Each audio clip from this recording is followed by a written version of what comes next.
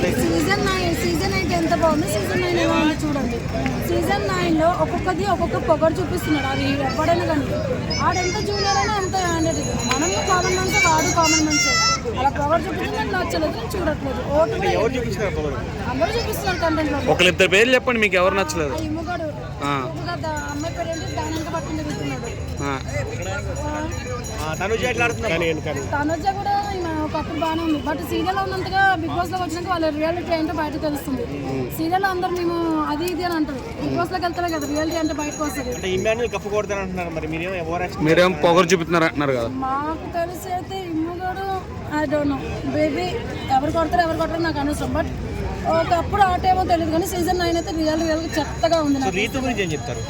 రీతు పర్వాలేదు, Ritu love story నడిపినా okay కానీ game ఆడకూడదా? Ritu కూడా లవ్ స్టోరీ నడుపుతుంది. బట్ వాడు అసలు బిగ్ బాస్ కి ఎందుకు వస్తున్నారు నాకు తెలియదు. పొగరు చూపించడానికి మాత్రమే వస్తున్నారు అందరూ. 100కి 100 ఒక్కొక్కరు పొగరు చూపిస్తున్నారు. సీజన్ 8 అంటే అసలు బిగ్ బాస్ అంటే సీజన్ 8. సీజన్ 1 నుంచి సీజన్ 8 వరకు బెస్ట్. సీజన్ 9 వచ్చిన వాళ్ళందరూ చెత్తన కొడుకులు ఉన్నారు. ఒక్కొక్కరు ఆడు పర్లేదు బాగానే ఆడుతున్నారు. డిమాండ్ పవన్ రీతు చౌదరి వెనకాల తిరుగుతున్నారంటారు, మీరేమంటారు? బయట తను ఇన్స్టాగ్రామ్ లో మాత్రం మంచోడు అనుకున్నాం. బిగ్ బాస్ లోకి వచ్చి తన రియాలిటీ ఏంటో బయటపడింది మా అందరికి. ఈ వారం దివ్య గానీ సంజన గానీ బయటకు వచ్చేదని టాక్ నడుస్తుంది, మీరేమంటారు? సంజన బయటకు వస్తారు. ఇన్స్టాలో అయితే నార్మల్ పర్సన్ గానే ఉన్నారు, కానీ బిగ్ బాస్ లోకి వెళ్ళాక తన రియాలిటీ ఏంటో బయటపడింది కదా. ఇప్పుడు బిగ్ బాస్ కి ఎందుకు వెళ్తే తప్పు గెలవడానికి, లేకపోతే వాళ్ళ గురించి తెలుసుకోవాలి, మన జనాలు కూడా తెలియాలి వాళ్ళు ఏంటో అనేది. కానీ వాళ్ళ జనాలకి బయట ఒకలాగా బిగ్ బాస్ లోకి వెళ్ళాక ఒకలాగా ఉంటే ఎలా తెలుస్తారు రియాలిటీ? అందుకే ఎవరు ఓట్ వేయట్లేదు. సో ఆర్మీ వ్యక్తి ఒక అతను ఉన్నాడు, ఆయన గురించి ఏం చెప్తారు? ఆర్మీ నుంచి వచ్చి 3 నెలలు సెలవు పెట్టుకుని వచ్చి ఆడుతున్నాడు. సో విన్నర్ అవుతాడని కూడా చాలా మంది అంటున్నారు. అనిపిస్తుంది ఎందుకంటే తను మన ఆర్మీ పర్సన్, తను రియాలిటీ చూపిస్తున్నాడు. తను ఫాల్సిటీ అసలు చూపించట్లేదు. మాక్సిమం అయితే అక్కడ ఫాల్సిటీ ఎవరు చూపిస్తున్నారు అంటే ఈ రితు ఒకటి. ఆ రితు అసలు వెళ్ళింది గేమ్ ఆడటానికా లేకపోతే లవ్ జర్నీ చేయడానికి వెళ్ళిందా నాకే తెలియట్లేదు. మేబీ అక్కడ లవ్ జర్నీ ఎక్కువ జరుగుతుంది, వాళ్ళిద్దరిది ఎక్కువ ఫేమస్ అవుతుంది. బయట ఇన్స్టాలో కూడా బాగా టాప్ వస్తుంది, రూమర్స్ కూడా బాగా వస్తుంది.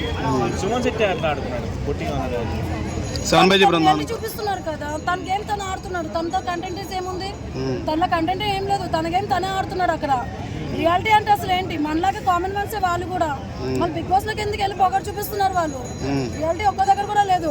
బయట ఒకలాగా బిగ్ బాస్ లో ఒకలాగా మాట్లాడుతున్నారు. అక్కడ ఒక్కొక్కరు అసలు ఎవ్వరు ఓట్ అయ్యట్లేదు. ఈ మధ్య బిగ్ బాస్ 9 అంటే చెత్త అయిపోయింది. అక్కడ 8 ఎలా ఉంది, 9 ఎలా ఉంది, సీజన్ 1 నుంచి సీజన్ 8 వరకు ఎలా ఉంది, సీజన్ 9 ఎందుకు అంత చెత్తగా అవుతుంది? ఒక్కొక్కరు వచ్చారు పార్సాలిటీ చూపిస్తున్నారు అక్కడ.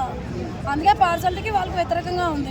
ఇప్పుడున్న వాటిలో ఎవరు కప్పు కొడతారని మీరు అనుకుంటారు ఈ గేమ్ లో? ఏమో గెలుస్తారు అనుకున్నా. ఏమో ఒకటి షార్ట్ గా ఉన్నారు కదా తను. అంటే మీరే ఏమో ఓవర్ యాక్షన్ చేస్తున్నారంటే మళ్ళీ కప్పు కొడుతున్నారు, మీరే చెప్తున్నారు. ఓవర్ యాక్షన్ చేస్తూ కొడతాడు. భరణి గారు అంత అవసరం అంటారా? చాలా బోర్ గా ఉన్నాడు ఆయన, మళ్ళీ తీసుకొచ్చి పెట్టారు కదా. బయటకు వచ్చేస్తాడు అనుకుంటున్నాను. భరణియా పక్క మాక్సిమం అయితే తన పేరెంట్ షార్ట్ గా ఉన్నారు. అబ్బాయి ఎక్కువ వస్తాయి తనకైతే, తనకి ఎక్కువ మెడికల్స్ వస్తున్నాయి. ఓటింగ్ తనకు వస్తాయి. రాము రాథోడ్ లాంటి బయటకు పంపించేసి భరణి గారిని ఎందుకు లోపల ఉంచారు? రాము రాథోడ్ లాంటి బయటకు పంపించేసి భరణి గారిని ఎందుకు? అది వాళ్ళ ప్రాసెస్ అండి, నాకైతే తెలీదు. నేనైతే ఓటింగ్ అయితే ఎవరికి వేయట్లేదు. ఎందుకు వేయాలి నేను? మాక్సిమం అయితే మన జనాలకి అది ఓటింగ్స్ ఉంటాయి. మనకి జనాలు ఓటేయమని చెప్తారు. అక్కడ పార్సాలిటీ చూపించకపోతే ఎవరైనా ఓటేస్తారు. పార్సాలిటీ ఎందుకు చూపిస్తున్నారు బిగ్ బాస్ లో? చెత్త బిగ్ బాస్ వచ్చింది ఇప్పుడు. 9 అంటేనే చెత్త.